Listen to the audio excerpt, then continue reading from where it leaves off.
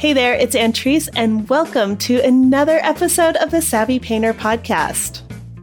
Savvy Painter is the podcast for painters who know that mastering your craft is a lifelong venture. They understand that the hardest part is showing up every day, whether they're inspired or not, and that we're all in this together. For the past 3 years, the Savvy Painter podcast has been sharing tips and techniques that you can use every day in your studio. And when you join the Savvy Painter email list now, you get a collection of inspiring quotes and practical advice collected from years of Savvy Painter interviews. Just go to savvypainter.com/subscribe to sign up for weekly emails and get your free PDF, Essential Tips for Artists. Each week, I interview established artists like Anne Gale, Scott Connery, Rebecca Crowell, and many other artists who are willing to open their studio doors, share their painting processes, and talk candidly about what it takes to consistently grow your skills. We get into the nitty-gritty of their daily studio practice, what tricks they play on themselves to avoid getting caught up in perfectionism, how to use flashcards as reminders to stay on track during long painting sessions, and other cool tactics to quiet the inner critic and continue moving towards excellence. The Savvy Painter podcast is filled with artists who generously share their stories, and by sharing their stories, they show the rest of us that we are not alone. So join us with the Savvy Painter email list and get even more connected with weekly emails. Sign up now and you get essential tips for artists, the inspiring quotes and practical advice collected from years of Savvy Painter interviews. Go to savvypainter.com/subscribe. It's that easy. Peter Fiore is my guest this week. He's a landscape painter living in northeastern Pennsylvania. Peter is obsessed with capturing light, and he goes to great lengths to research his current series of paintings, large-scale portraits of trees that he encounters in the woods around his home. Peter has won a number of awards for his work, including first place for landscape in the Art Renewal Center's annual salon, as well as receiving a grand prize in the America-China Oil Painters Artists League Open Competition. Whew, that's a mouthful. In this episode, Peter talks about how his early work as a photographer helped him learn to compose a painting. Peter almost stalks his subject before he begins, but that part of the process is both essential and he obviously enjoys it. He talks about the intense research he does in the field before he even starts a painting and how he orchestrates that experience into his large-scale paintings. Great plein air painting is like a great song. Really a good song. But you know what? I want a symphony. I want an orchestration to it. I want to be able to take it and evolve the painting in the studio where it can glaze, I can abrade the surface, sand back. That to me is the full language of a painter. As usual, this is a wide-ranging discussion. I wanted to know everything about his painting experience, including what music he listens to while he paints and why. Turns out, Peter's very particular about that, which I loved. For Peter, being comfortable in the studio is paramount. Peter's enthusiasm is absolutely contagious. I hope you enjoy his stories as much as I did. So, ladies and gents, here is Peter Fiore. Peter, thank you so much for being on the Savvy Painter podcast. I'm really excited to talk to you today. And so am I. This should be interesting. I'm looking forward to it, and I hope that this will be entertaining as well as informative. Can you tell me a little bit about when you started out as an artist? I'm kind of interested in any stories you might have about your first painting that you were really proud of, or artists that really resonated with you and inspired you. Well, there's a couple of questions right there. You said when I first started out thinking about being an artist, or the beginning of my world as an artist. It really was about photography first. I was very much caught up in that world. Matter of fact, I got a partial scholarship to go to Pratt on a photography scholarship. And what happened was, when I was a young kid, my dad brought home a camera, a German Zeiss rangefinder camera. I was about 10 years old, and he handed it to me and said, "You're home for this summer. Why don't you try to figure this out?" So I went to the library the very next day, took out a couple of books on photography, and that's where this started. And then became very serious about the photography.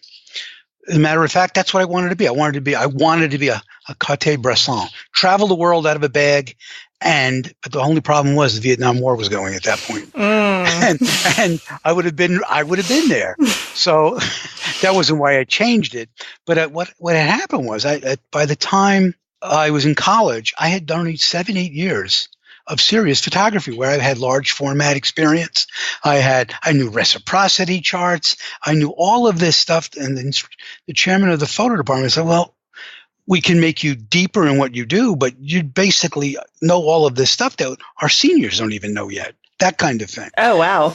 So it was that kind of level. I had a really strong portfolio. It was very journalistic. And I said, and I think I will go into illustration. The reason it was illustration, because it was something I always liked to draw and paint as well. Mm-hmm. My dad went to art school, but never had the chance to do anything with it. So when I was a little kid, he would sit down with me, help me draw, and help me show me perspective. And that was like, oh, that opened the world to a new dimension. It was like, you can make the picture go into the plane. That was like exciting. Yeah. So I learned that, and that was amazing. And then coupled with the photography, which always was an aid, my illustration career took off while I was in school because I could draw, and now aided with the photography. I was doing quite well. I actually started promoting my work while I was in school, my senior year, and the very first assignment I ever got commissioned was for a double-page spread in McCall's magazine, women's magazine. And in those days, that was like big editorial work. Yeah. In the mid-late 70s. And they paid me a phenomenal amount of money for that piece. It was like literally $2,500. Now today, in today's world, you extrapolate what that is. No one gives a 19-year-old kid that kind of money to get started for their first job. And that's when you asked about the painting that I first did. That was the one that made me a professional artist. Was that while I was in school, I got paid in a major magazine where my heroes were being published.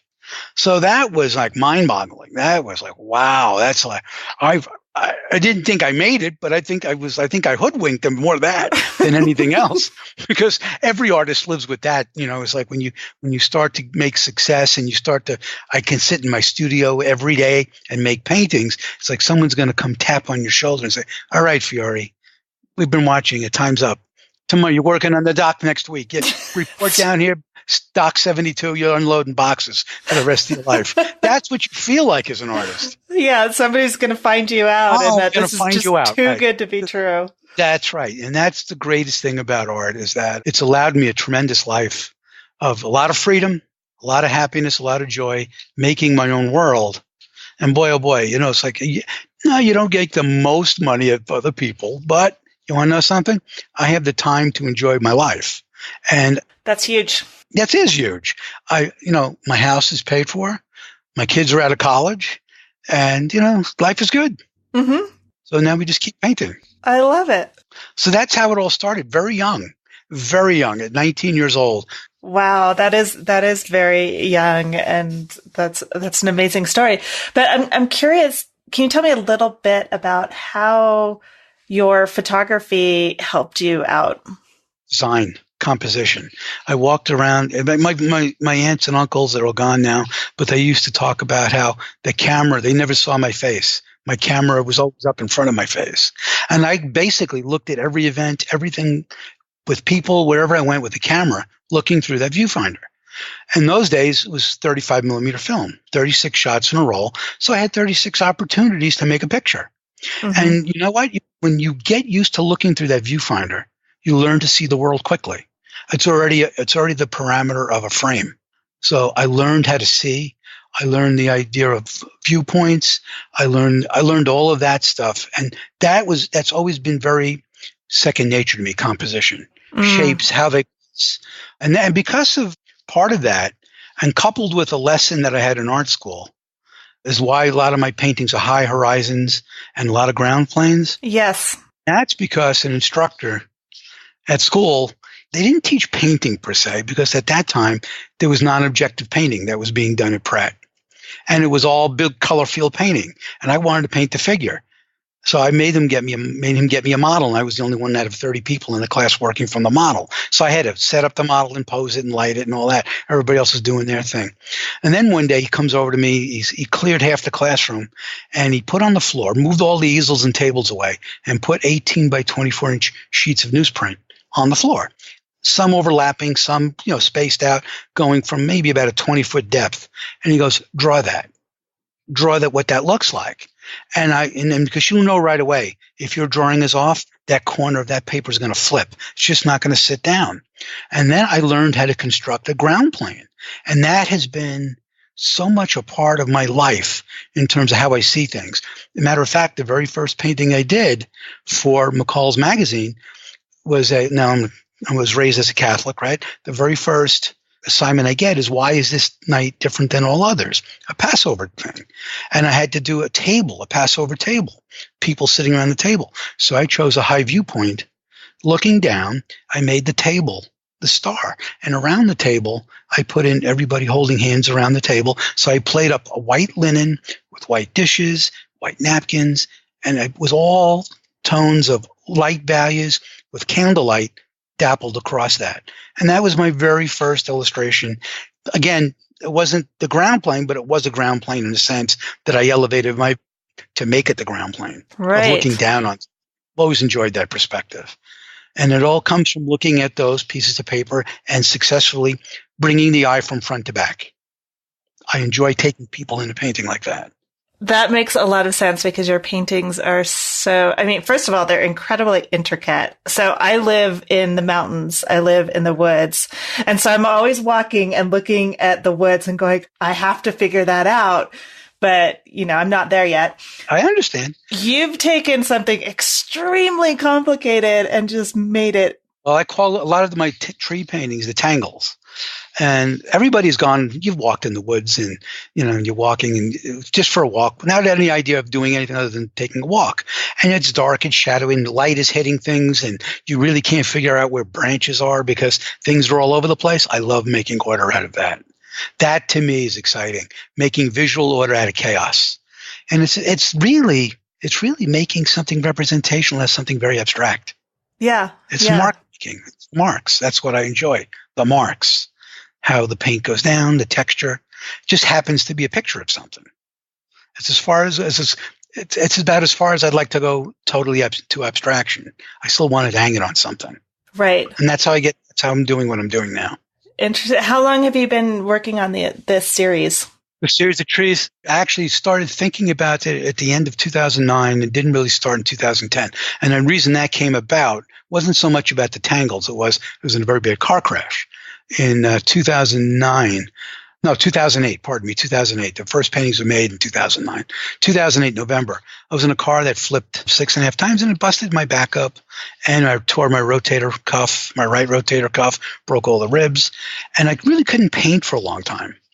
And so what happened was I'd go to walk in a national park on the Delaware River here where we live, and I used to look at these trees, and I remember looking at one in particular.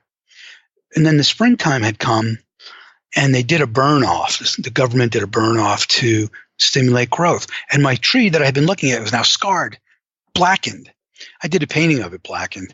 Anyway, I looked at this tree, and I was horrified. And then in time, as I kept going back, things were growing stronger all around it. It was the tree growth. The vines were growing up this tree. The tree was growing more lush, and it became a symbol. Or metaphor for me in healing about my life. And that's exactly what this whole tree series started with. And then the first part of it was the White Pine Suite, which is made up of 3 parts: the cathedral, the seasons, and passage. And there's 3 different sections to that. And it's a spiritual thing. I'm not a religious guy at all. Very spiritual. Mm-hmm. But walking in these pine forests, and in the wintertime particularly, where there are large canopies of these pine trees, snow on the ground, it's a very quiet and still place. And it's probably one of the most solemn places that I've ever been. It's like you hear your heart, footprints squeak, nothing else, because of the snow in the trees dampens all the car noises and everything from in the quarter-mile distance away. And all of a sudden, you look at the light coming through, this filtering through, and you look at this. It's absolutely a timeless forest. It is, and I say this. It's like, here I am today, but is it 10,000 years ago? Mm-hmm. Could be 10,000 years from now. Mm-hmm. It's like there's nothing there to say anything else, and it's just a wonderful thing to have that be an essence of what I like to paint. I want to paint things that speak to eternity and speak to immortality. Because that's why I don't put things of time in my paintings. I'm not interested in that. I paint as a 21st century, late 20th, 21st century painter in the manner in which I paint, but I'm painting about something grander, something hopefully that is timeless. And if it's timeless, things speak to people in many different ways and for a long time and forever, hopefully. And because it's about the way the world is seen, it's also the language anybody could understand. I teach at the School of Visual Arts. I have a lot of students that are exchange students. Most of them are Chinese students. And I tell them, I teach about light. I said, this is universal language. You paint and understand this. Everybody in the world understands the one light source called the sun. And the way the atmospheres are created and the light and filtered light, everybody knows what that looks like. And if you can understand how to harness that and even tweak that, and then start to make moments that are eternal, like something that's felt, as opposed to spelling out. Other people feel that too. Yeah. You're not so unique that we are alone in this world that way. Right. You're reminding me of this study. It's been a very long time since I've read it, so I'll have to paraphrase it, and I'll probably get some of the details wrong. But I think it was a psychology study, and they were looking at how to alleviate modern stress and, like all the things, Sure. all the overload that people experience. And what they discovered was that people who walked in nature, who walked in the woods. I've read an article about that. Yes. And their levels stress go way down. Way down. Like it's a dramatic difference from people who are, for example, in the city. So even if you're in the city, you can just go to a park and walk on the green grass. It makes a huge difference. Oh, sure. Well, we are creatures of the earth, not of buildings. We're not of cement and glass. We're fields, sand, snow, mountains, rivers. That's where we inhabit. Animals are not in cities unless they're pets, right? Or zoos, and that's their natural habitat. That was our natural habitat. We sort of outgrown that because of civilization, but those are the things that reset our clocks and reset our hearts. At least I think it does. For me, it does. And because of that was always been a part of my thinking and had been for a long time. And that's when, at the age of 30, even earlier, I'm now 61, going to be 62. When I was about 30 years older, so I wanted to get out of New York City. I'd had it. I'm done with New York City. So I looked in Pennsylvania, and that's where I settled. And I found some property that I liked, not far from highways and all that, but where I can get into New York if I need to, which I do. But as far away as I can be from New York with still being within an hour and a half by car. Mm-hmm. And it's amazing. And it's also developed my vocabulary for painting of what it is that I do. I live in the subject I paint. By seeing it constantly, I'm always informed by it. It's not like I have to go, intellectually think that what can that be? What can it look like? I go out and look. I go to the same spot 5-8 times a week if I need to look at it different times, look at it in different weathers, different times of the year. Many times I'll go to visit. Sometimes I'll visit a place 30, 40 times before I even lift the camera to figure out what it is. I have to learn what the place is. That's why travel painting, I don't get that because that, to me, I don't know the subject. I'm looking at it, but I don't know that subject. I really don't. I don't have a handle on that. So like, I don't understand, like portrait painting, for instance. If I were a portrait painter, I would want to know the subject, not just a photograph of the subject that I'm painting.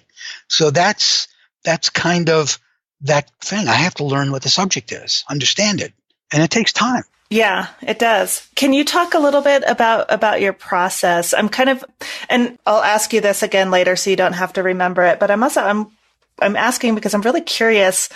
You've touched on it a little bit, but you've been working on this series for almost 10 years, right? 2008. So, well, yeah, I guess so. Yeah. Yeah, it's closing in. Yeah, it's closing in. Isn't that amazing? Wow. Well, the very first painting I did of that really wasn't until early 2010. So it's 8 years. It'll be 8 years. Okay. 8 years that I actually did the first painting. Okay. I did a lot of studies, but nothing major. So this might be partly addressed in your answer of process, but I'm curious, like what after 8 years. What is it that still fascinates you so much about these paintings, this subject? I think the subject of, well, trees have always been a stand-in for people, always for me. Okay. And I remember as a kid you've seen them on the side of roads, highways, where someone has hit a tree and they died and they anoint the tree with wreaths and all of Yeah. That always intrigued me as to someone lost a life, but they're remembering that. And trees have always, in the pine trees that I paint, these white pine trees, are very people-like. They're not oak trees, they're not elm trees. They have these limbs and arms that go out and they just reach out, and they have like a quality of them that are very much people. So to me, there's a painting I sent you. It's called Rising Sun. That was the tree that one of the first ones that I saw that was a presence as opposed to a tree. I remember coming out of the dark woods, turning to my left, and I saw that tree with that light. The color wasn't what I saw, but the light was what I saw. Okay?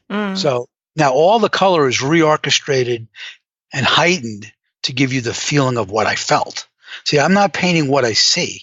I'm painting what I want you to see. So that means I have to reorchestrate, manipulate, color harmony. All of that stuff changes to get it to strike an emotional chord that I want. And that's really an abstract kind of idea. Well, I'm not painting realism. I paint realistic things and what light does, but I'm trying to do more than that. That's why plein air, for instance, I've done it. I enjoy it, but I'm going to make a music analogy. A great plein air painting is like a great song, really a good song. But you know what? I want a symphony. I want an orchestration to it. I want to be able to take it and evolve a painting in the studio where I can glaze, I can abrade the surface, sand back. That to me is the full language of a painter. Right. For me, that's this. You know, got to understand. Whoever listening to this is my opinion only, because that's all I can talk about. Right. That's all I can ever talk about. And I don't mean to say I don't like. For me, plein air painting is not interesting. It just isn't. I'd rather stand there for 2 hours and look, and rather than paint. Because I'm painting, I'm so concerned with the surface. I'm not looking at the scene evolve. I'm concerned about the painting, and I don't want to be. I just want to stand there and look. So that's part of the process, the looking, hunting for the locations. Often I'll go out in the middle of the day when the light is miserable, and I'll look for motifs, and I'll have a compass with me. And the compass will show me east-west, where the sun comes up. Will this be a good subject to early light, or is it in the west where early light will be good on it, or late light, or that kind of thing? Then I go back, and then I look at the weather charts, see what weather's going to be, what days are going to be, and then I educate yourself to a location. I put it in my GPS, and I go back lots of times, early morning and late afternoon. So middle of the day I'm painting. Early morning I'm out. Usually late in the day I'm out. In wintertime specifically at a much greater pace, because in the summer it's less interesting because everything looks like a broccoli plant. Everything is the same. It's like everything. It's like trees are invisible in a sense because their structures are not there. I want the bones. I want to see the anatomy of that tree. That's the person. Interesting, because just, again, from as many walks as I've taken in the woods, right. I would kind of say that in the summer, well, you're dealing with pine trees, so you don't really have that as much of a leaf fall issue. That's right. Okay. That's right. Okay. Now I'm getting it. But there are trees around them that hide them quite a bit. Got it. When you're in wooded areas, it can be like that because, but pine forests are amazing year round because then you get different kind of light in there. You get like the ground plane becomes the spotted, like little spotlights all over the ground and limbs catching. That's exciting too. Yeah. And you got the reflection of the snow and. Yeah. The snow is amazing in the woods. It's like what's interesting about the snow is dependent upon what the sky is doing. Whatever the sky does is going to reflect on the snow. So if you've got a warm sunrise, you're going to have warm snow. You got cool sky, you're going to have cool snow in the shadows. So those are things you look for, and those are the interesting things to play. Snow is just not one color. It's like whatever's going on out there. Yeah, it's like tofu. Yeah, there you go. One of my favorite painters, George Innes, his work. Uh-huh. Okay, look at his snow paintings. His snow paintings are anything but white. There's no white snow. Right. They're everything in the world. Right. And that's what I love about all this. And there's a lot of theory in this stuff. At school, I learned a lot about color theory by studying. We did our first year interaction of color by Joseph Albers, right? Uh-huh. And one of my teacher was a student of Albers at Yale. He did his MFA up there, I guess in the late 50s, early 60s. So that was the big thing that we did. We did color theory, right? Uh-huh. Now, I was really good at that. With color aid paper and all that. Oh my God, I love that. Well, you make two different colors look like the same color, make the same color. And then I said, that's great. I'm going to say his name because he's one of my favorite teachers. Hey, Mr. Bierman, this is terrific, but what has this got to do with my tube of paint that says cadmium red over here? Right. Didn't pick up a tube of paint that whole year in that first year. We did color aid paper the whole year, and it drove me out of my mind. I understood the theories, but I didn't know how to make that color. Oh, we had to do it with gouache. They had us doing it like a full semester, just gouache. Where did you go to school? I went to Art Center College of Design in Pasadena, California. Oh, yeah, sure. Yeah, and so we did those same color theory things, but I think I don't know, now I'm wondering, were they trying to, because they were really big on craftsmanship. Yes. And so I think they were kind of trying to combine the color theory with practicality. Yes. With, like get your corners down perfectly, tape it off, make it exact, and no streaks and no, like it had to be perfect. What was your major, if you don't mind me? What was your major? Illustration. There you go. I had illustration fine arts. So tell me more about once you have done your reconnaissance, what happens next once you've decided? Okay. After I've decided a motif, I found a motif, I have to go look and visit this thing many times to find out, is it early light that's good? Is it overcast light? Is it different times of the day kind of light, weather? Certain subjects will look better in certain lights, right? Then I discover what that is. Then if I figure that I want to make a picture about that, I will go back until I get the light that I want. That may mean in the wintertime, and there's a window of light on some of these things that's only there for 5 minutes because there's a tree line that's behind you that's going to take, you got to know when that sun's going to hit there. So you got to look at the sun charts and elevations and all that and make sure you're there. That's intense. And you have to be there ahead of time.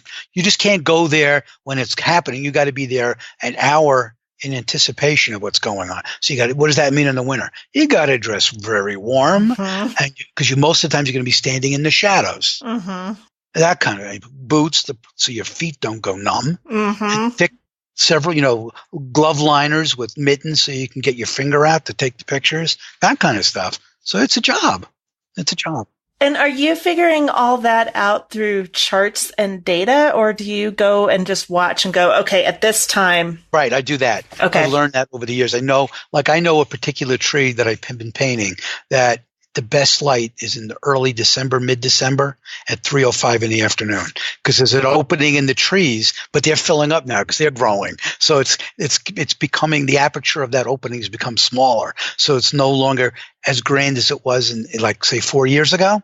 But I'll see what it is in this December. We'll see. You never know. Sometimes branches fall and open things up. That's another thing that nature does. Trees come down, limbs. I have an apple tree that I've been doing a series on that its main limb that I would love to paint collapsed. So now that it's been all taken away. So now it revealed another part of the tree that I couldn't see before. So that's interesting.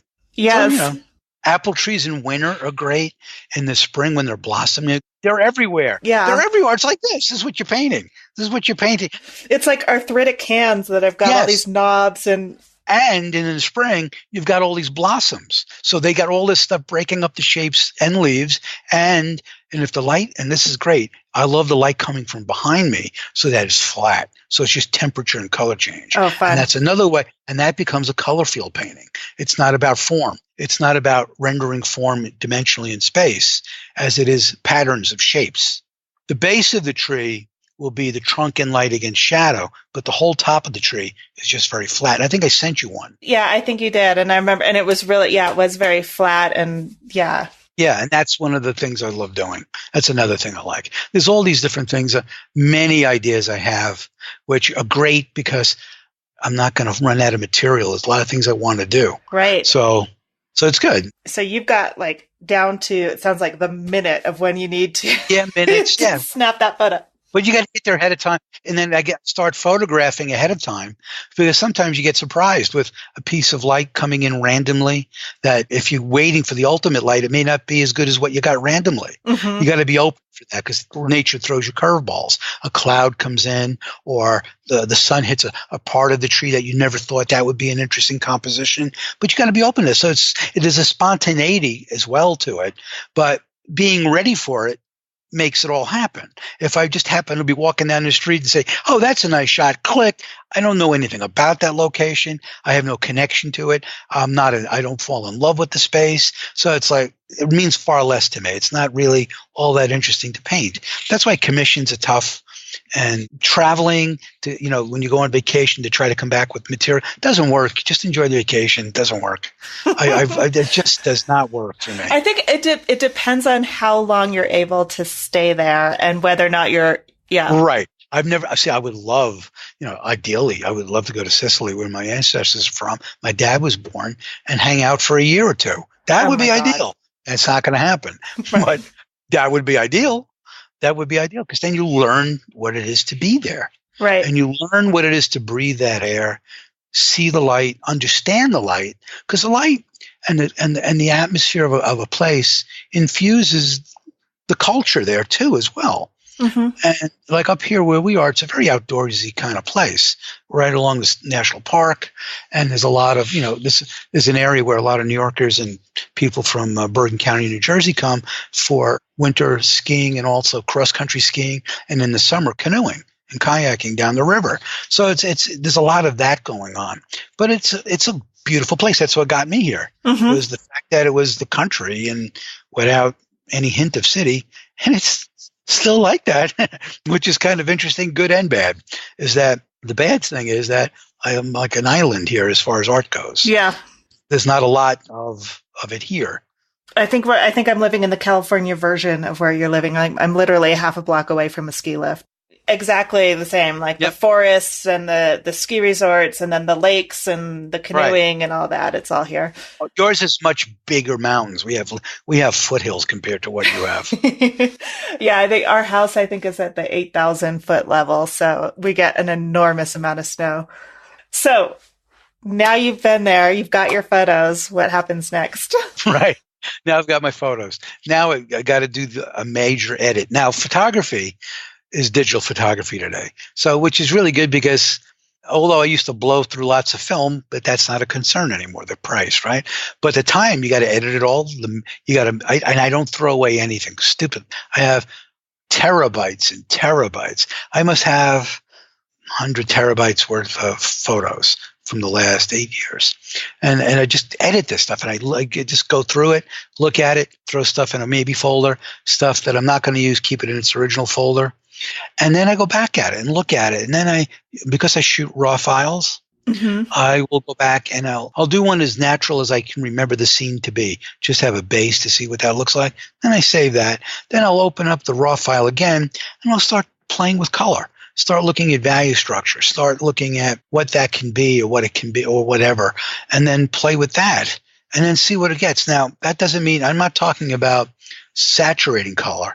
I'm not talking about that. I'm talking more about shifting color, Mm-hmm. like temperature balances, like warmer, cooler, and then things like when you cool off something, and then maybe go in and just saturate a warm channel of something. And then all of a sudden, you've got areas of interest involving in the painting.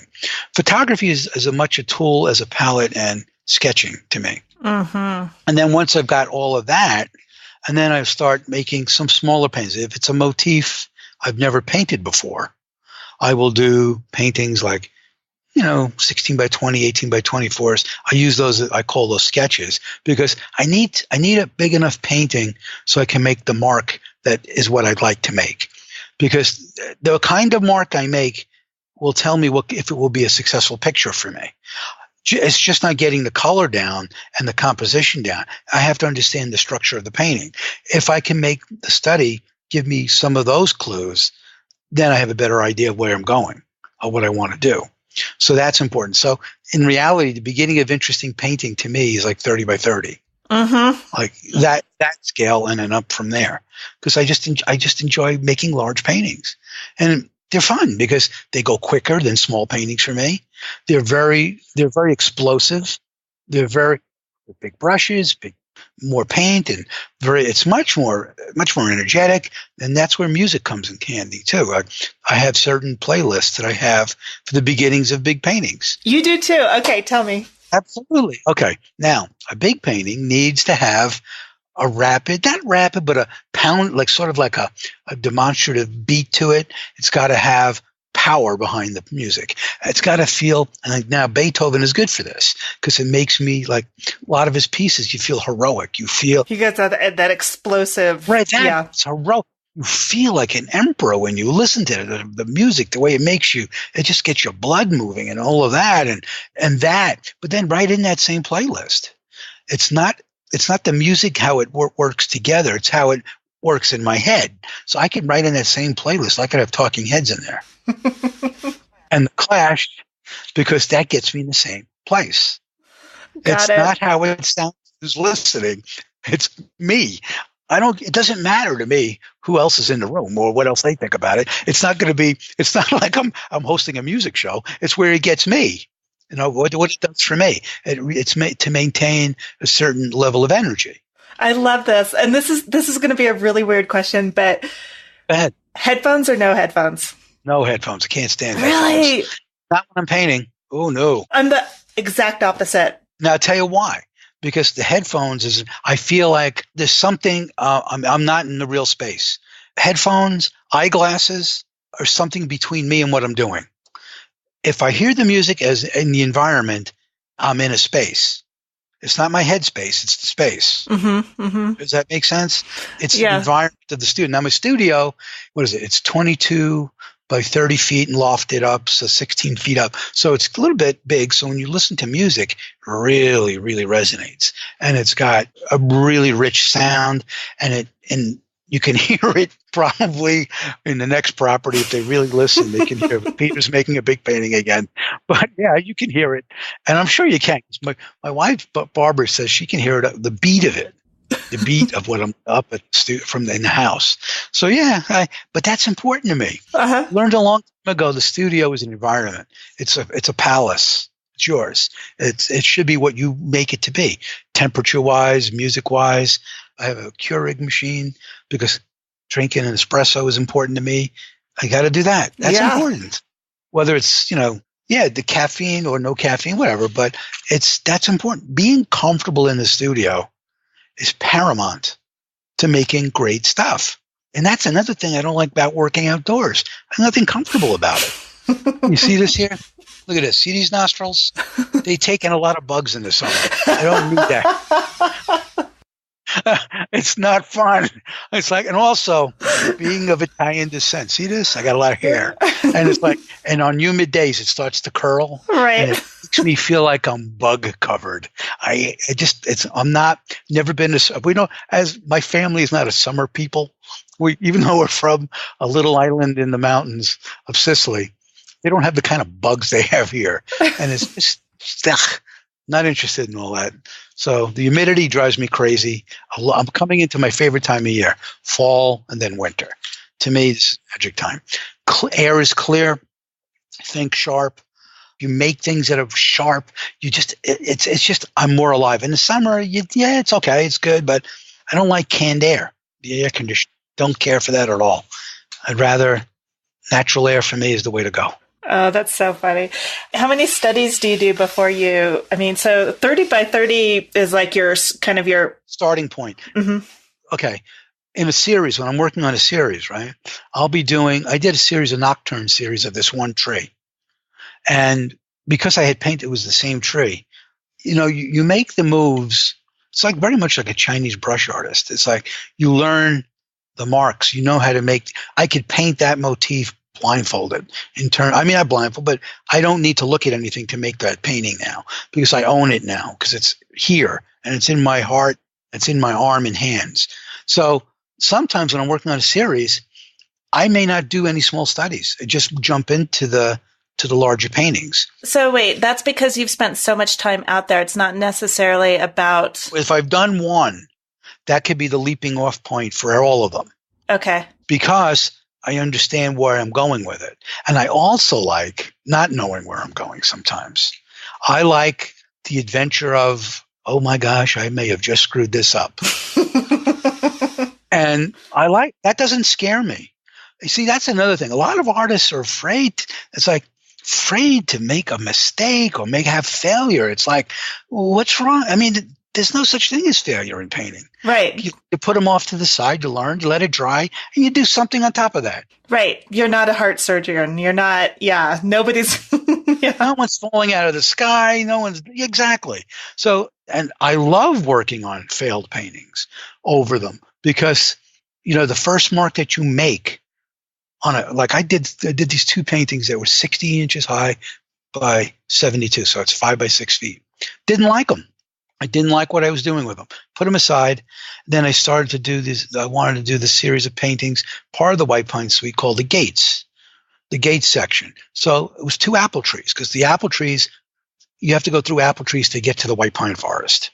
So these gates one was a tree that was now a dead tree, but I got it in springtime where all these vines were growing on it and there's lichen on it and all this stuff. So it's supporting life without being alive. It's kind of interesting thing. So that I did on top of that. So I started it, and this painting, because of the size of it, I didn't use anything smaller than a 1-inch brush for the smallest detail. And that I used the side of it, but a lot of 3-inch brushes to make this painting.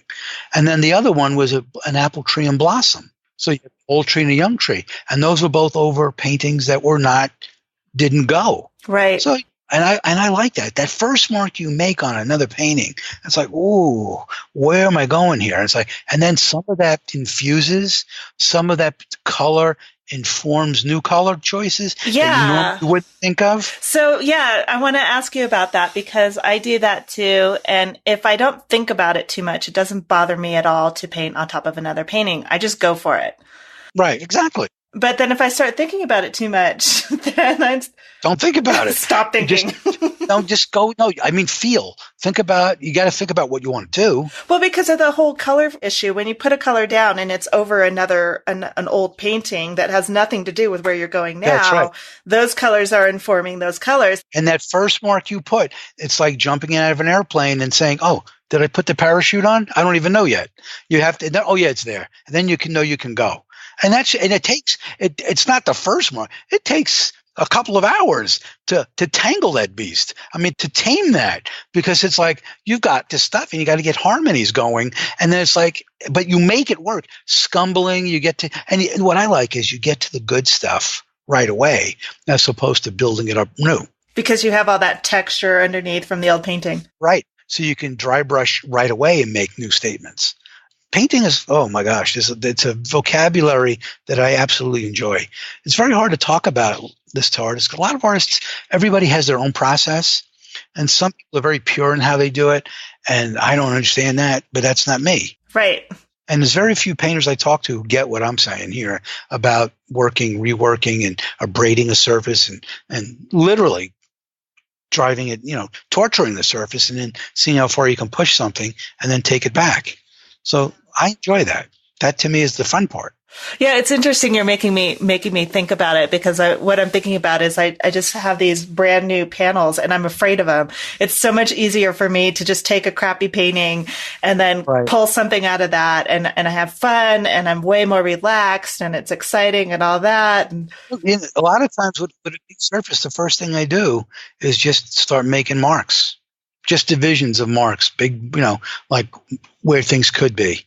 And not think about them in any way as finished, or not even finished, not even real, just in terms of making something to get rid of it. I learned that as an illustrator. The white surface always killed me. So I always threw something up on there to pull it together, so that the first mark I made had something to relate to. Because on white, everything is dark.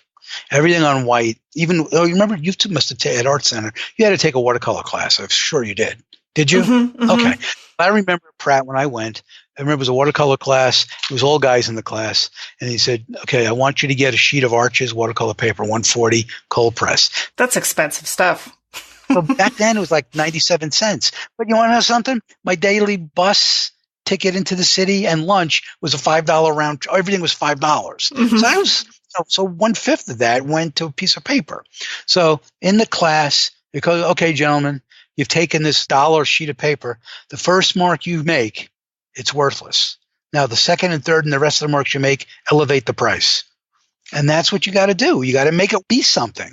And those first marks on watercolor are very tentative because we're afraid. It's like, oh, I'm putting down the lights. But if you don't put them down dark enough, you don't have a statement. You have what I call little old lady watercolors. Everything is bleached out. And it's because the first mark you make looks so dark and you're afraid to go darker. But really, a yellow ochre out of the tube is like a value 3 or 4. Mm-hmm. That could be your lightest value in the whole painting. It could be. It depends on what you do around it. Everything like color, you learn that from the Albers exercises, that color it's only matters about when it has a relative space to be in. So yellow ochre could be dark or it could be light, but it depends what you do with it. So those are the things. That's what I love about color. Color is infinite. So exciting. It is, isn't it? It's an infinite subject to play with forever, and it's like something like you don't come to an end. Right. No, the painters. It's like Renoir. Renoir on his deathbed said, I think I'm getting a handle on this. It's kind of true. It's like you're always gonna.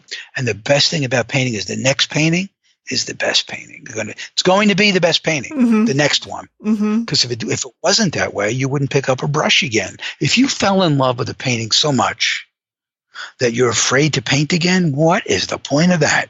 That is nuts. And people do that. And maybe I've never made anything that good. But the point is, I think the next one is coming. Yeah. I've always believed that. Yeah. I've always believed that. What's over there? What's that going to be? Or the eternal optimists. Yeah, well, that's it. No one needs another painting. No one needs another artist to make a painting. No one needs it, but you have to make the person want a painting.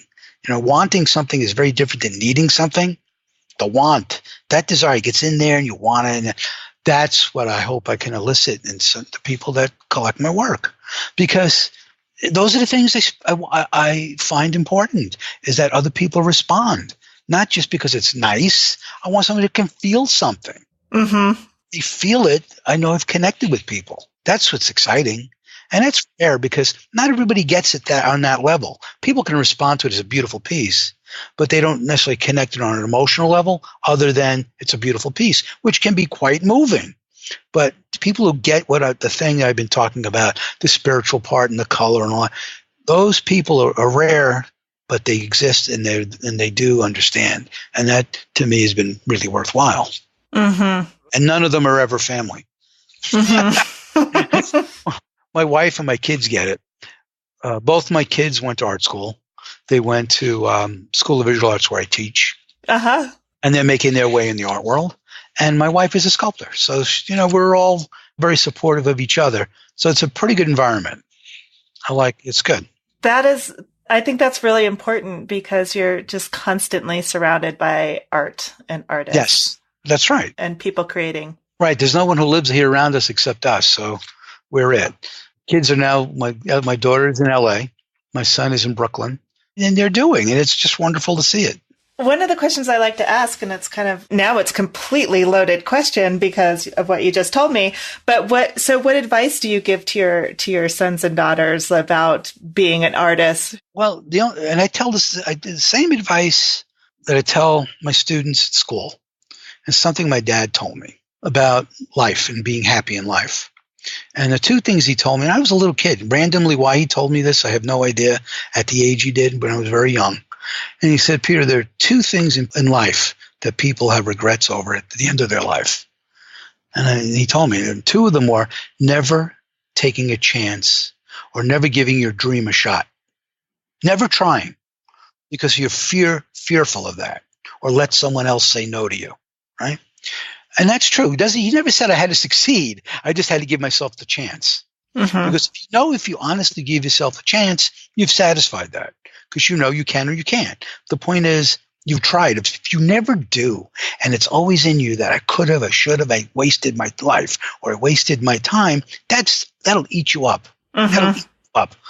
And the other one is spending more time with the people you love and the people that love you. And I tell that to my students because that is, other than becoming an artist and a painter, that goes for everybody in this world, whatever it is you want to be. So art just happens to be art. It just happens to be another way of making something or doing something in life, being something, a part of our society. Now, the students that I tell them, you have to understand, you have to make, like I just said before, you have to make things that people respond to. Now, you just can't paint for fashion's sake, meaning, oh, this guy's hot. Oh, this is happening now. There's a thing going on in the art world now that I don't understand. Somebody came up with the idea of painting figures where faces are all broken up and moving around. It's like, right? And I'm saying, there's so many people doing that. I said, does that really everybody speaks to the same thing in everybody? Or is that fashion? Mm-hmm. I think that's fashion because that's a hot thing. You know what I'm saying? I know. I know exactly the kind of paintings you're talking about. I'm kind of curious. I don't know the answer to this, and I haven't honestly thought about it so much. But I think there's some paintings that you see like that they're obviously responding to and trying to paint like Alex Kanevsky or somebody like that, right? Somebody who's there's one Alex Kanevsky. Yeah, and there's one. And there can only be one, and there only should be one. That's right. That's his vision. He came to that for a reason. Yeah. They can't possibly have the same reason. No. But I also think there are some people who, I mean, I feel like you can tell when somebody's copying somebody else. There's just no energy in it. It's too calculated. Well, that's what I'm talking about. It's just surface. Yeah. But I think also people have been so exposed to, like artists now, like we see things that no other artist has seen before in the sense that the world we live in, technology, I think video games, television, movies. It informs everything. Yes. And a lot of it looks like it's that kind of thing. Like some of that painting always reminded me of like when do you remember a TV show that was going to be the new look, the new idea of what video was going to be? Remember Max Headroom? Yes. Do you remember that? Yes. Okay. Now, you remember that when he spoke, things were like stutter shake, and it was like, okay, that's what the painting looks like to me. It has those kinds of issues. It's almost like a digitized world done two-dimensionally in a sense of multiple layered things. And if it's done for that reasoning, I get it. But a lot of it's not. You're right. Exactly. A lot of it's copy. Right. And I know that because as an illustrator, I was very aware of who the guys led the world and who was copying who, just for the sake of copying. And I don't want to be that. Right. I don't want to be that guy. Right. What's the point? It's so hard to copy. Why not just be yourself? That's just as hard. It's harder. I think that's why they copy. It's harder because you can't, to be a copy, at the very best, you're second rate. At the very best, you're second rate. Mm-hmm. And even then, you're not honoring who, I hear so many artists talk about wanting to be authentic and wanting to find their voice and et cetera, et cetera. And I think you have to, I think it is important to understand other painters and to understand their influences, et cetera, et cetera. But it's, like you have your own unique thumbprint, and that's what makes you an interesting artist. And if you try to imitate somebody else's thumbprint, you can't do it. Yeah, it's fake. Oh, I don't understand why you would want to. I don't understand that. I think people do it because they're scared. You got to make a living. Part of that. Part of it is making a living, but I think if they were only interested in making a living, they would choose something other than art. If they were only interested in money. So I think, the deeper reason is that they're afraid to be themselves, that they're like, it's too vulnerable to. And, and I got to say, as being teaching in the classroom, it's interesting how people who are seniors in college are still like freshmen in high school, in a sense that they're afraid to speak out. They're afraid to say things for fear of being judged by the other people in the room. And I always tell them, being an artist, you have to learn how to speak.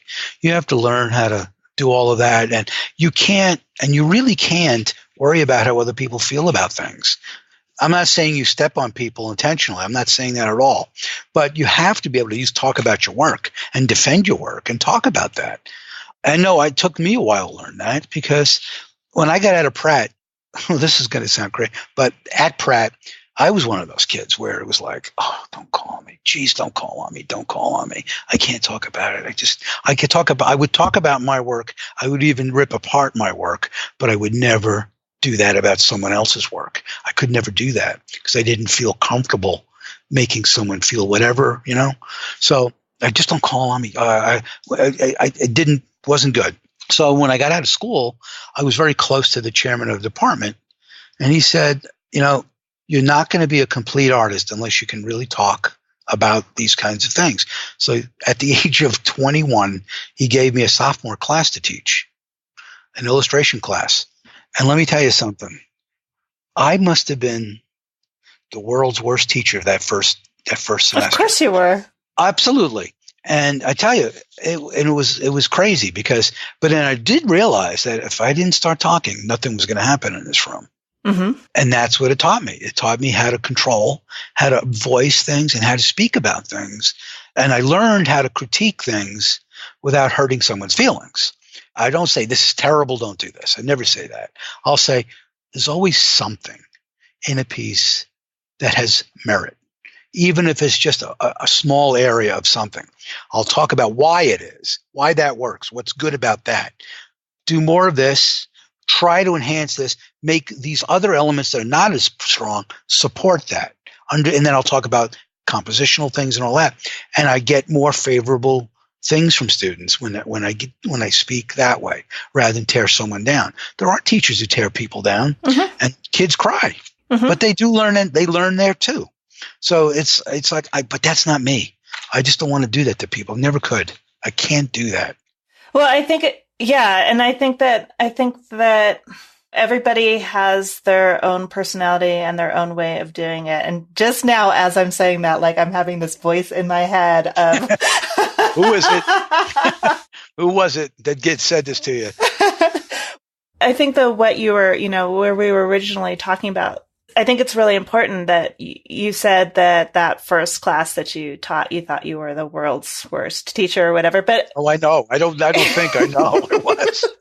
Well, the thing, and that's the thing, is we have these crazy expectations, I think, that the first time that we do anything, that we're going to be really successful for it. And the first time is practice for the second time that you did it. Yes. Well, that's what painting is. Mm-hmm. Painting is, a lot of people are afraid to make marks. They're afraid of making it because it's like, oh, this is the worst. It's like students that come in with a canvas that's a $30 canvas or whatever, and they're afraid to paint because it's so pretty. I go, it's not pretty. It's just a blank. Whether you work on a piece of gesso paper, that gesso paper, you probably would attack that much more freely and make something much more interesting on that than you'll ever do on that canvas, because you're afraid you're going to destroy that canvas. On this gesso paper, you got what? About $1 invested on that? This you'll do all day long, and you'll have a lot more growth over here. So I tell them, I have my students in class work on Frederick's canvas pads, because there's 10 sheets. They're cotton duck, they're gessoed, and it's like $1 or $2 a sheet. Oh, much more freedom.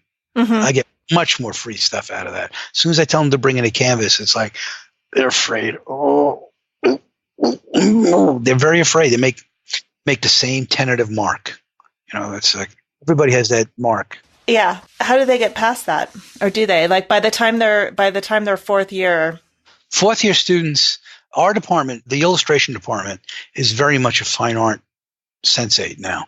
Illustration, because we do have a lot of students that do illustrative kind of things. Most of that is digital.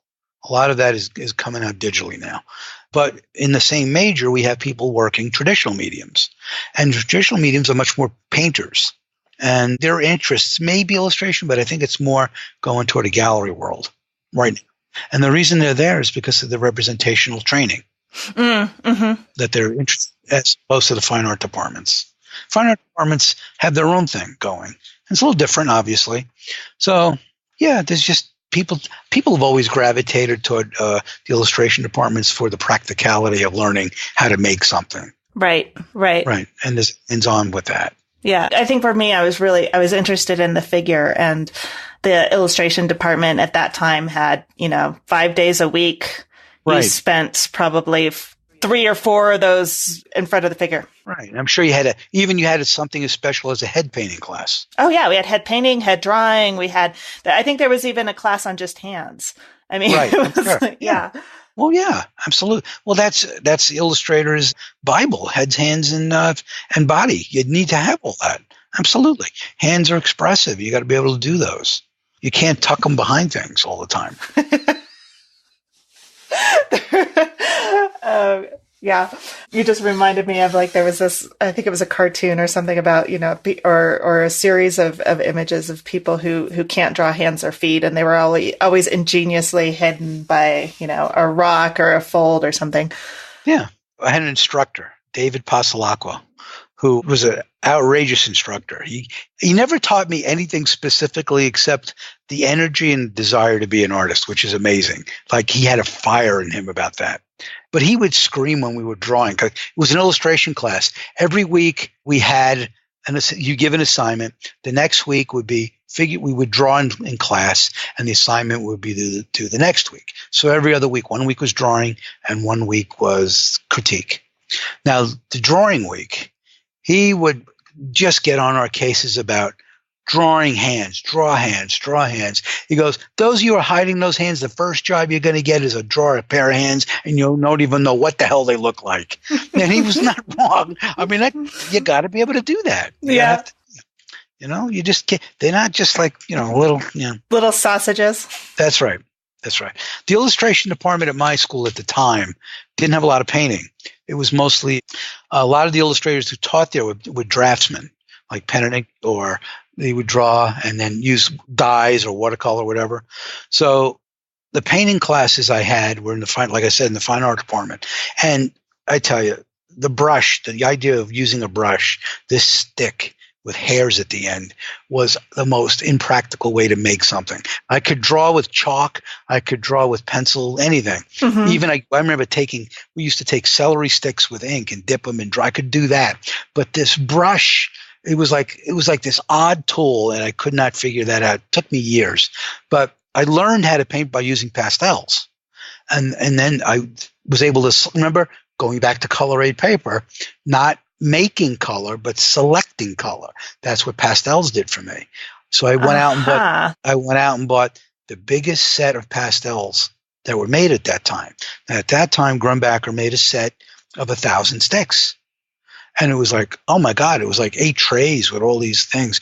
It was like every color you could imagine, spectrum, value, and then earth tones, all values from tints to shade, all the way through. So when I'd lay them out, I'd put the trays in chromatic order or whatever, and I didn't have to think about how to make a color. It was now selecting color. That would just be so I skipped over the whole pastel thing, I guess, or I just never went there. But that would be information overload for me. I would know, I wouldn't know what, I would totally freeze. But I didn't have I had no idea how to make or mix color. Right. Didn't have no clue. I knew basics, but I didn't understand tertiary colors and nuanced gray greens. How do you get that? I have no idea. Right. Opaque, no opaque, opacity. So I did it with pastel, and I would always mingle color. If I wanted a lavender, I could put a blue with a pink, and then little flecks of orange, a little bit of green to make those things exciting. And I did that in pastel. And then if you look at my paintings today, it's the way I paint. I'll send you a couple of shots, close-ups of a painting I did that is 60 by 84 inches of this tree. And I'm just going to give you the chromatic sections of leaves and trees. Oh, cool. You're going to see this, and you're going to say that's a pastel. It could look like a pastel painting because that's how I paint. I do blend, but I do a lot of mingling and laying of color, dry brush, and a lot of edges and touches and things. So it's very much the pastel sensate for me, but it dries, so it's safe. Yeah. Very important. Doesn't fall off. Right. Doesn't fall off. You don't need a big, exactly. 6-foot thing of glass in front of it. That's right. I think that's so interesting what you just said, though, that it just kind of goes again to that whole concept of there is no other Peter Fiore. That's right. It's absolutely impossible because those little habits that you got from your art school because you happen to take this class or you happen to find that 1,000 pastel Grumbacher thing. That's right. And this is the thing. You have to believe And this is because I didn't learn about value structure. I always knew that intuitively I would get there somehow, find, but I would have to, like, I remember in school, I'd make a painting and like change the sky 6 times to get the right value and color because I didn't calculate it up here. I didn't do that first. I didn't understand that. So I just knew that I knew I would get there because it would feel right when I did. And because I always trusted my eye and trusted my ability to understand what I was seeing. And I knew I would just stumble through things and I would get there. And painting is very much still like that. There's no formulaic way of painting for me. It's like I'll do some paintings, I'll do 2 or 3 paintings and now I have to mix up how I start a painting. Like some days I'll start on a white ground and some days I'll throw down a pink tone. Or some days I'll throw down a gray tone. Or someday I'll put down a vibrant lavender and I'll work on top of that. Or but you think about what I'm doing here. It's like pastel sheets of paper, which is what I used to do years ago. That makes sense. And sometimes now, because it's paint, I can do part of it one color. I could do another part another color, which has nothing to do with what's going over it in a sense. It's just something for me to hang and the energy on and build. Right. So it could be, and I also start paintings with big fan brushes, like Badger fan brushes, because they allow, and I don't use them to blend color. I use them to paint with because they can move and make all kinds of marks. Uh-huh. See, fan brushes, I don't use them to blend or bring things together. I use them to paint, apply lots of paint with. Really? Do you get like big, thick chunks of paint on there? Wow. Rosemary brushes. You know Rosemary brushes? Mm-hmm. Okay. She makes these Badger brushes, fan brushes, which I bought the large one because large in most sizes are like, they're like that. Like that kind of a fan. So like 3 inches across or something. Not even. Like that's like if you used to get mongoose hair brushes, that's what they'd be. Right. This it was like that. It was like this. It was like ridiculous. It was like 6 inches across and about, like a ½ inch thick. And it was like, well, this is going to be interesting, but good paint for big paintings. They're terrific. Uh-huh. They're really good.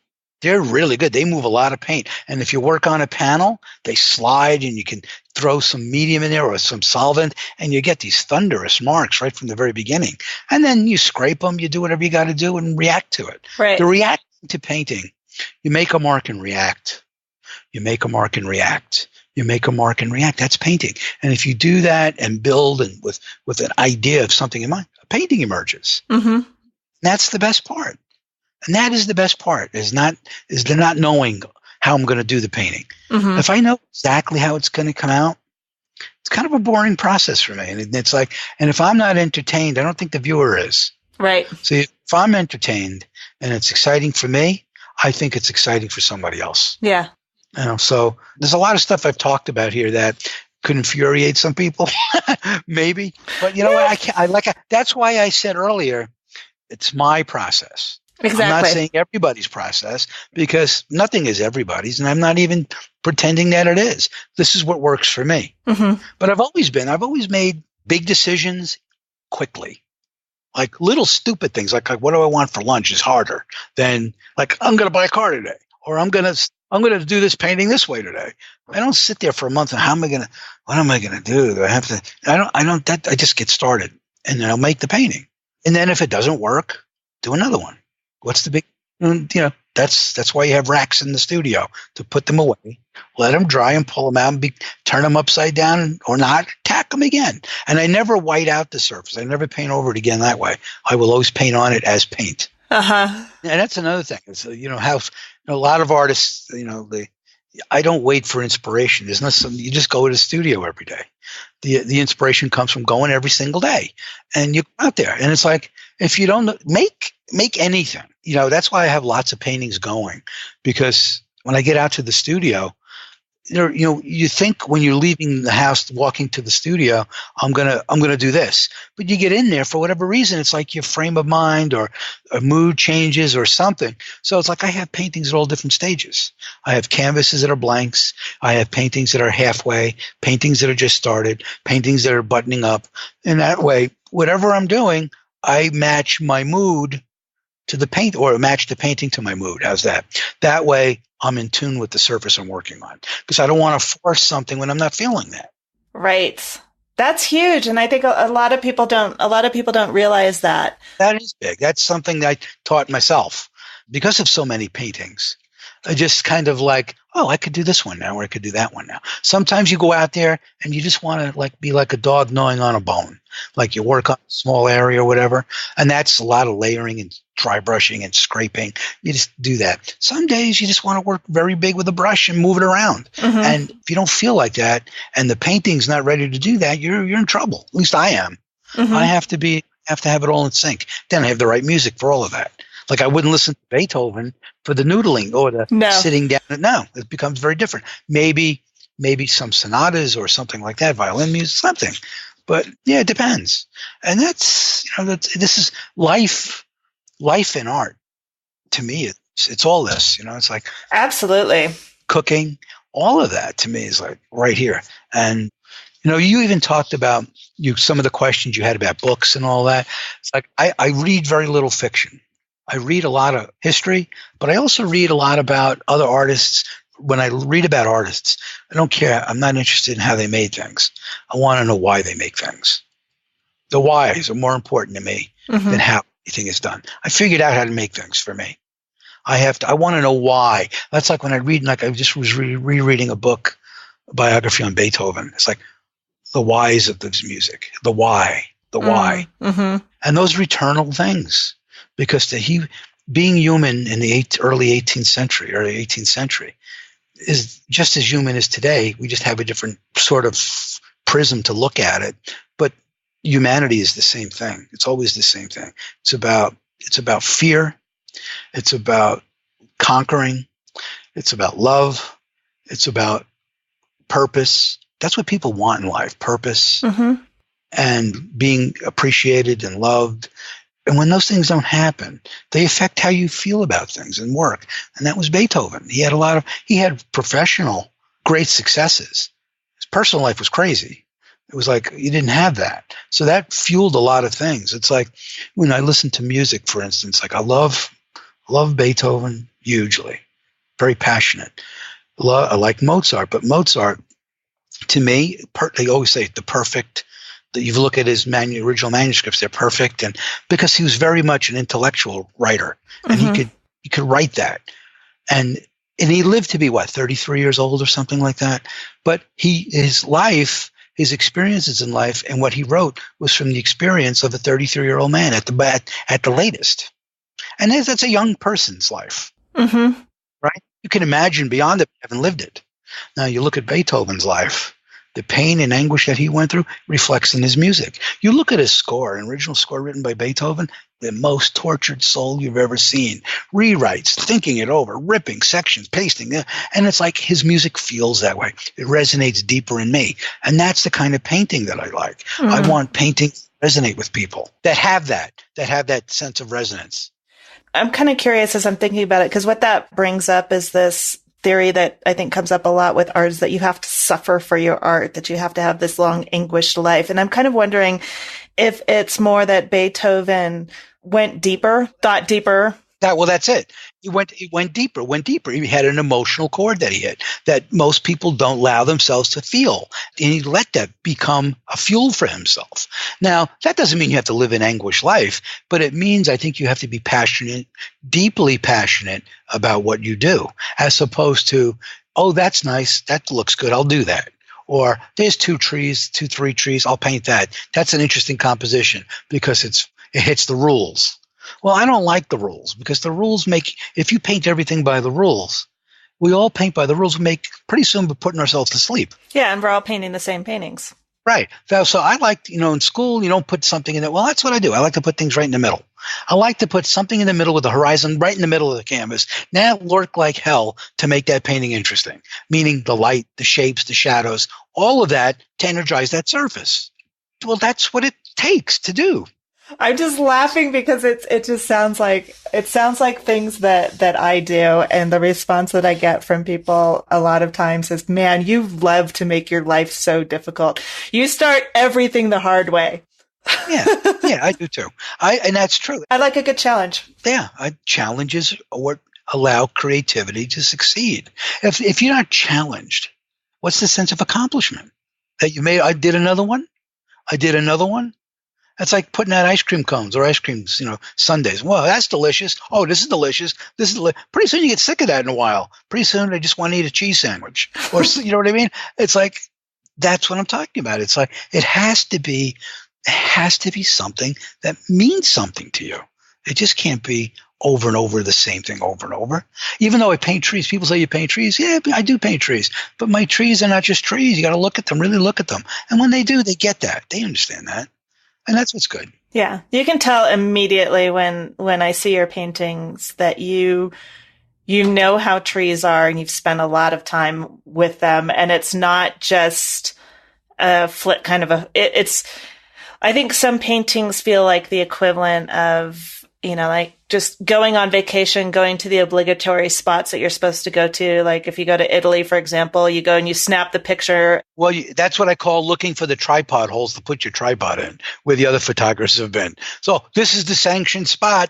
This is where you get it. Right. Right here. This is the shot to take. Right. Oh, yeah. It was this is a good point.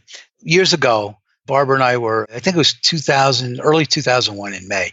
We were in Tuscany driving, and we're in the back roads, and we come across, and the Val d'Oci is a quintessential little chapel you've seen photographed a bazillion times in the distance with the cypress trees and that one particular building. It's like ubiquitous. It's everywhere.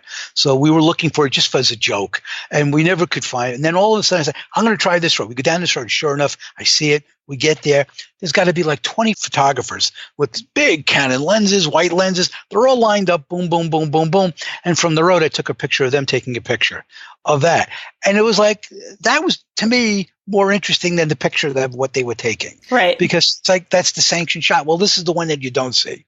Right. It's like, and then it's like the same thing when I went to the Louvre to see we went, and then I remember getting into the room with the Mona Lisa, for instance. It was like everybody's lined up for this thing. It's the mob scene. It's ridiculous. And this is the best part. So those two parts. The interesting part was everybody's got their cell phones up, right? So I got this great shot of, in the distance, you can see the Mona Lisa, but all these variations of her on these different cell phones.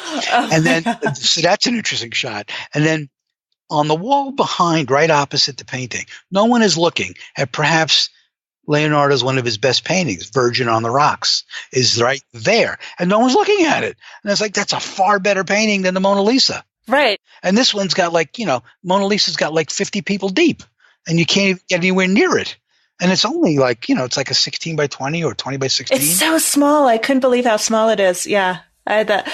I had that exact same experience with The Birth of Venus, the Botticelli. I mean, it was like a madhouse in front of it, and people were like, oh yeah. I was just like, God, I can't even stand this. I know. It's yeah. Museums sometimes are great, and sometimes they're really frustrating. Yeah. Yeah. In all, if I think about a life, it's like choices you make. My very first memory. And this came about from, I never thought about it till I was being interviewed for a magazine article. The guy wanted me to talk about something early in life. And I was talking about my first memory. And my first memory was when I was 15 months old. My brother was born, and he's home. And I remember him in a bassinet on a dining room table. And I remember the light of the chandelier shining down, hitting the white tablecloth. My grandmother ironing with her white hair, silver hair, was lit up. And my first memory is about light. So it's sort of like an interesting thing how that permeates, that, there are things that innately, that's who you are. I was very lucky that I found a trigger that tripped me up early, that got into my brain early. And I was always looking at things like that. My mother used to always, watch me open the blinds in her bedroom when I was like 4 or 5, because the sunlight would come in the afternoon, and I'd watch it race across the floor, up the bed, across the bed sheet, and up the wall. And I used to always run to do it at that time because it was exciting. Yeah. And it would go away. And it's like, I didn't understand why it went away. Then I later learned, well, the sun sets. It moves. You didn't know that as a little kid. So you learn, and it's like all of that. And then going to art school, it was a choice. I went to an academic high school. It did very, very, very well. And I thought maybe science, something like that. And then it really came down to, I didn't want to carry a textbook around anymore. I enjoyed the photography a lot. I enjoyed pictures a lot. So that's what I wanted to do. I said, I didn't know if I'd make a living at it. Right. But, it wasn't difficult to succeed only because I came from a poor family. I didn't have to make a big living to be successful. All I had to do was able to support myself so I could live somewhere. And I worked hard.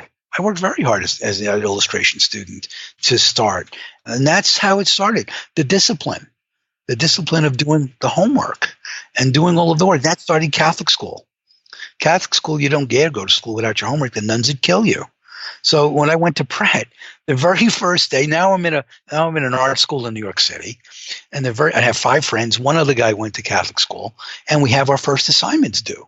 It's a drawing, and I put mine up, and my friend Mike, he went to Catholic school, he put his up, and my friend Corey, Mike, another Mike, and Ed didn't have anything to go up, and I'm thinking, where's your homework? Oh, we didn't finish it. And I would never dawn on me not to have the homework.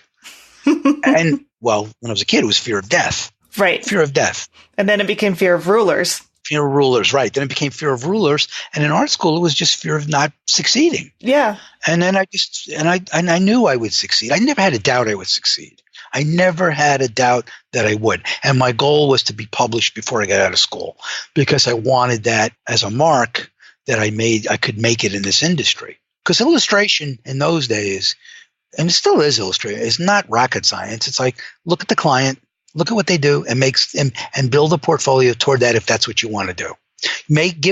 Give them samples of what they already use, and if you do it at the same level, everybody wants to find a young person to work with, to discover, and all of that. And that's exactly what happened. I remember putting together a mailer, like a sheet to mail out work with 5 paintings. I knew 5 magazines to send it to. I had 1,000 of these things.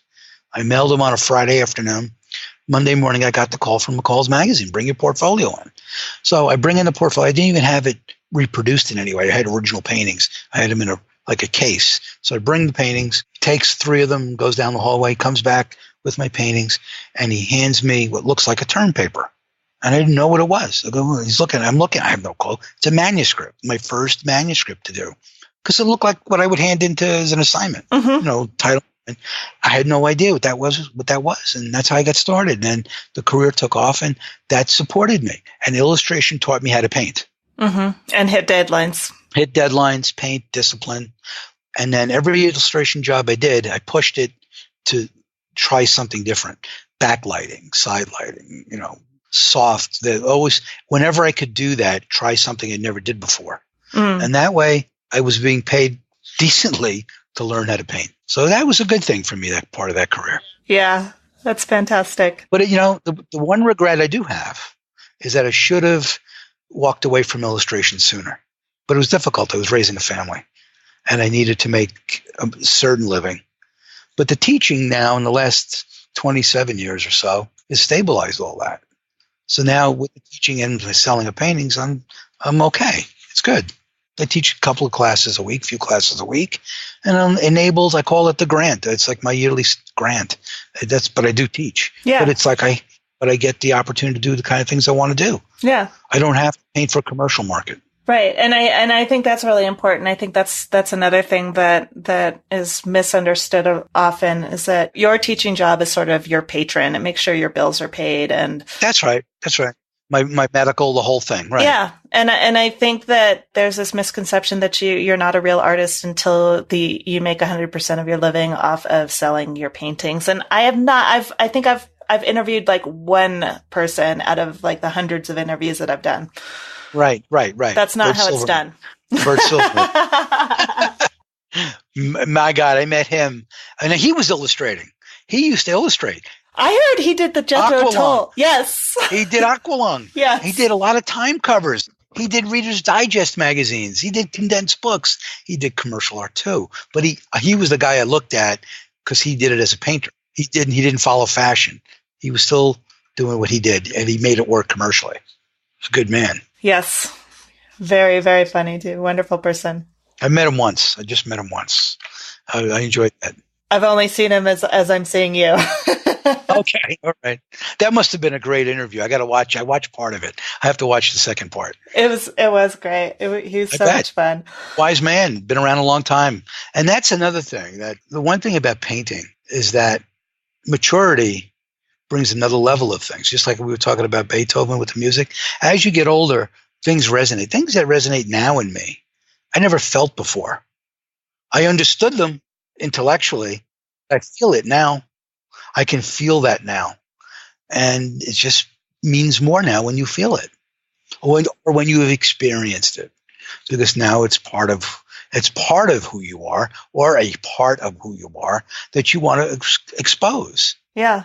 Yeah. Or you have an idea that you want to play out and see. Yeah. The spiritual part of all of this is huge to me, because it's an amazing thing. It's like this world that we're in, whatever it is. If you think about this craziness of that, we're this little planet at this distance from the sun that allows life to exist here. However that is and why that is, I don't know. I don't pretend to know, don't want to really know. But the point is, it's just that it is. And it's enough to know that it is. That's exciting, because that's all we have. And it's exciting to get up and look at it and be able to be a part of this and affect and capture parts of this. That's what's so exciting to me. Yeah. To be vital in it. It's a gift to be able to have that. And it's not the gift of being able to draw. There's so many people who could draw better than me. So many people could paint better than me. It's just that you have to have a point of view and a purpose and an attitude. And that's what makes the art, is that need to communicate. Mm-hmm. And I've always enjoyed that. Hopefully I will. I've taken a lot of your time. I can go on and on. I can too, trust me. But Peter, this has been a wonderful conversation, and I'm so glad that we got to talk. I hope you have something to put here. I hope you can get an hour out of this. Oh, of course I can. A big thank you to Peter for a fabulous conversation about art. Go to savvypainter.com/podcast for show notes on this episode. You'll get links to everything that we talked about, and you can check out his tree paintings. They are wonderful. You'll see the results of his years of study, and the light is magnificent. Savvy Painter, Gamblin Artist Colors, and Trekell Art Supplies are teaming up together to do our first online art competition. Artist Carol Marine will be jurying the show. You might remember that Carol was a guest on The Savvy Painter. She's a painter herself and the founder of dailypaintworks.com. First place winner will receive $500 in merchandise from both Gamblin and Trekell, plus a cash prize of $250. But that's not all. The first place winner will also be a guest on the Savvy Painter podcast. So if you win first prize, you get your work in front of tens of thousands of people, $1,000 worth of art supplies to paint to your heart's content, and some cold hard cash. Entries are being accepted from now until October 29th, 2017. Go to savvypainter.com and click on the Call to Entries tab for more information. I can't wait to see the great work that you submit. Good luck. Now, I'd like to take a moment to thank some of you who have supported the podcast. The Savvy Painter podcast is made possible in part by listeners like you.